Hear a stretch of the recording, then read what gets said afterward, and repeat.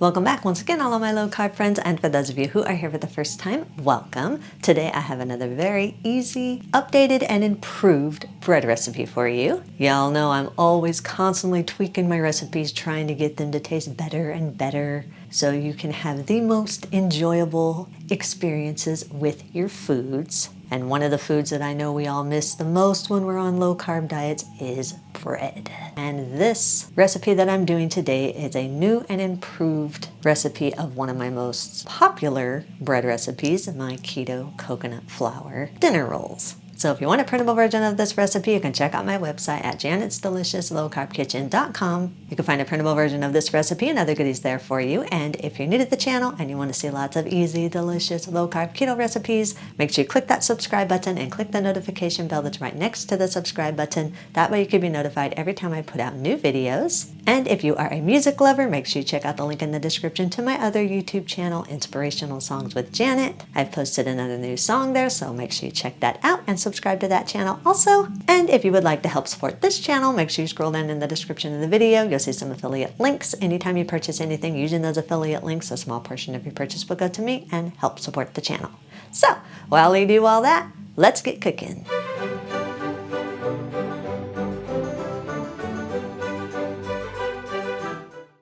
Preheat your oven to 350 degrees.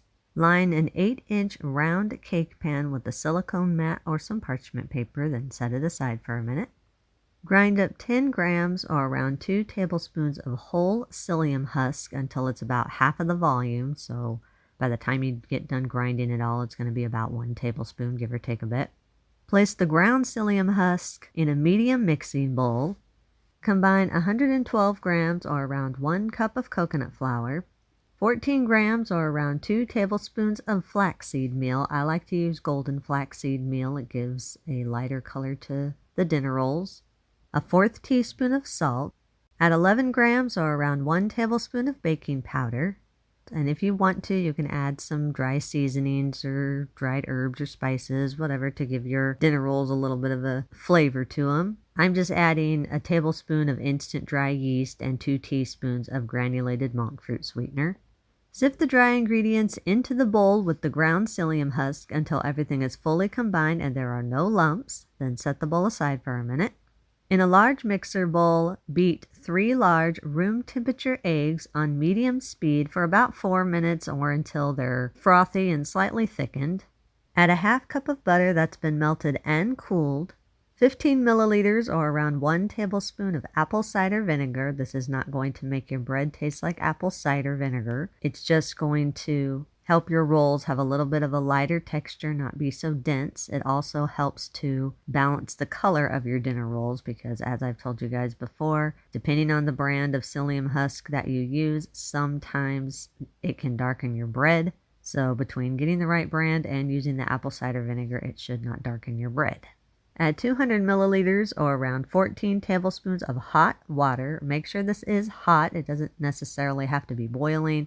I just run my tap water as hot as it can get and use that. The heat helps to soften the psyllium husk so that it can activate and start acting the way gluten does and hold your ingredients all together. Beat the wet ingredients all together on medium-low for about 30 seconds or until it's fully combined.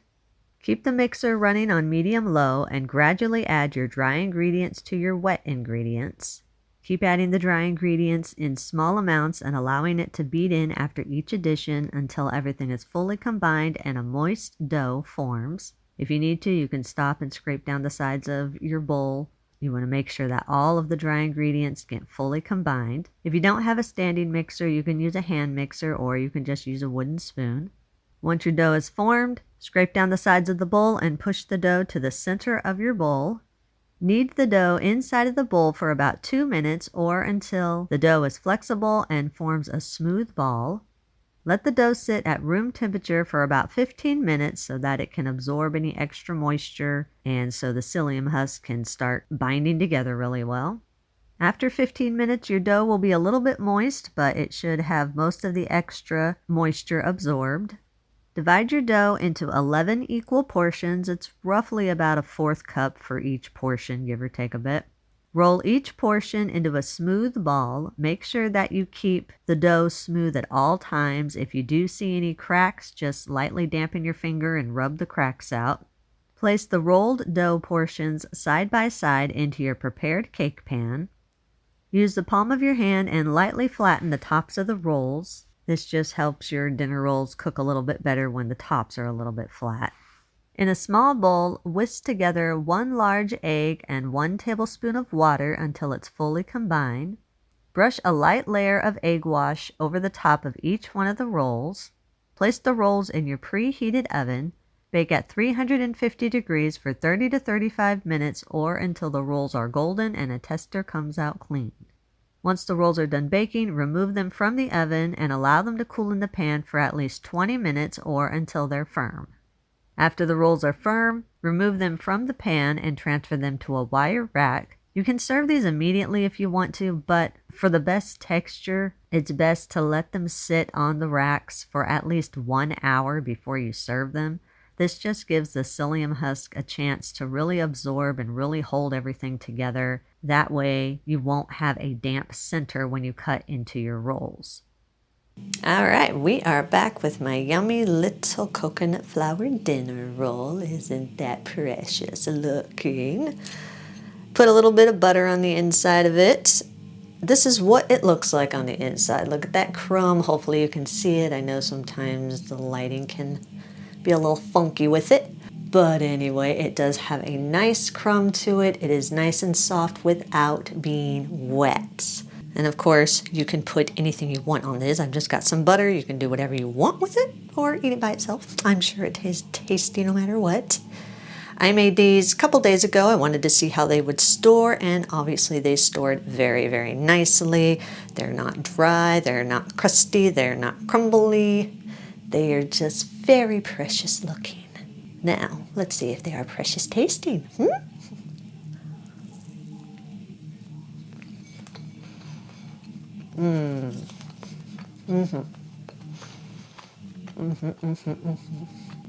That is very, very tasty, yes. I really like that texture. It's very nice, very, very close to traditional bread. The two things about my other coconut flour dinner roll recipe, even though it was delicious, it did have a little bit of that damp texture in the middle of the roll because I used xanthan gum and not psyllium husk. And I told you guys many times before, xanthan gum breads will have a damp center. And that was one of the things I was trying to get rid of when I redid this recipe here. And the other thing is my other dinner roll, it still had a little bit of that denseness that coconut flour breads tend to have. It wasn't bad, of course. I wouldn't have put it out there if it was bad. But it was still just not the texture I was looking for. This is the texture that I'm looking for. Very, very tasty without having a crumbly texture or getting thick in your mouth. I love coconut flour, but yeah, some of the breads can get a little thick in your mouth. This does not do that. It goes down nicely. So yeah, it is. There's a thumbs up. Yes, definitely. Very, very, very tasty.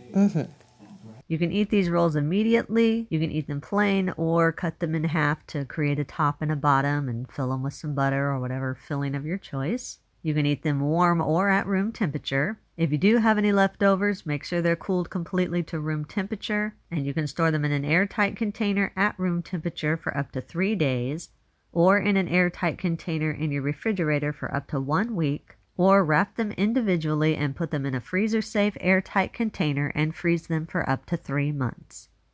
Eat and enjoy.